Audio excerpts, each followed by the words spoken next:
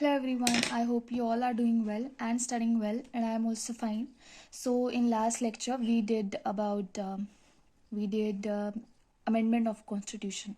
ठीक है. सो इस वीडियो में हम बेसिक फीचर ऑफ कॉन्स्टिट्यूशन करने वाले हैं. सो बहुत से अभी तक आई थिंक जितने भी मैंने क्लासेस लिए हैं पॉलिटी के, उसमें मैंने सब में बेसिक फीचर ऑफ कॉन्स्टिट्यूशन का जिक्र किया है, but basic features of constitution क्या क्या है वो नहीं बताया है. तो आज हम basically basic feature of constitution ही करने वाले हैं.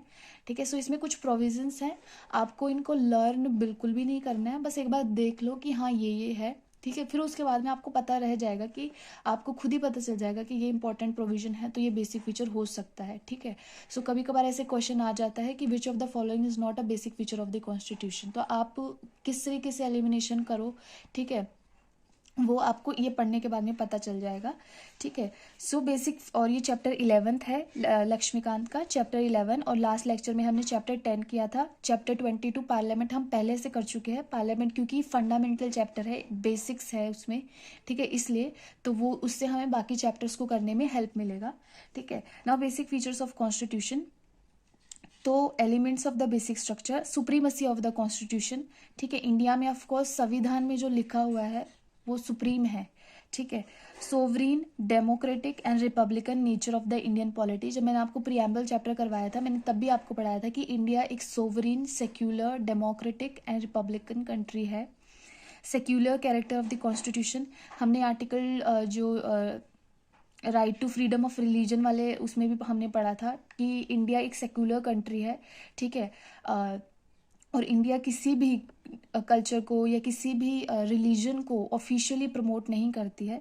ठीक है. Separation of power between legislative, executive and judiciary.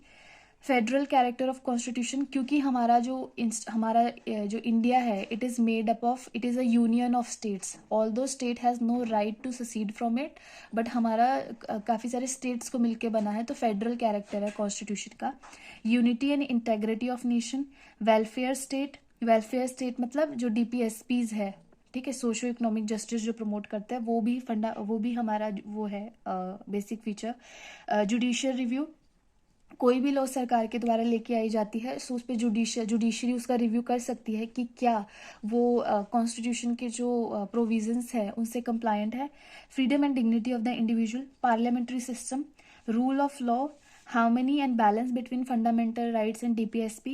Principle of equality. Free and fair elections. Independence of judiciary. Limited power of parliament to amend constitution. Effective access to justice. Principles underlying fundamental rights. Power of Supreme Court under Article 32, under Article 136, 141 and 142, and power of High Court under Article 226. तो ये कुछ powers है जो basic features है हमारे constitution की. ठीक है. तो मान लो कि अगर आपको ऐसे क्वेश्चन पूछा जाए कि which of the following is the basic feature of the constitution, ठीक है, और वहाँ पे आपको दिया which of the following is not a basic feature of the constitution. ठीक है.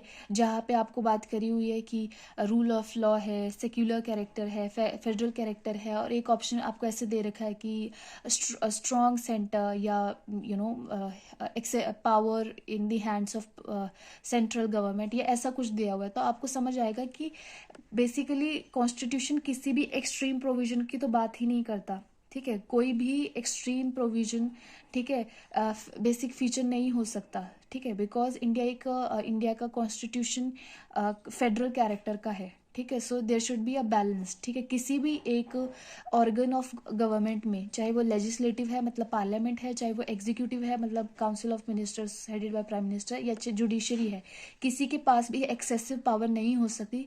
तीनों को कुछ कुछ पावर दी गई है और तीनों एक दूसरे का काम को देख सकते हैं. जैसे लॉ बनाते हैं तो जुडिशरी उसका रिव्यू कर सकती है. ठीक है. ये आपको समझ आ रहा होगा. तो इस तरीके से आप ऐसे क्वेश्चंस को एलिमिनेशन टेक्निक से भी यूज कर सकते हैं. तो एक बार आप इनको गो थ्रू कर लो, दैट्स इट. कुछ भी इनको लर्न करने की या क्रैम करने की ज़रूरत नहीं है. ठीक है. So this was it with this chapter. ठीक है. So if you like this lecture then do let me know in the comment section and also share. ठीक है. And subscribe to my channel. And thank you so much for watching.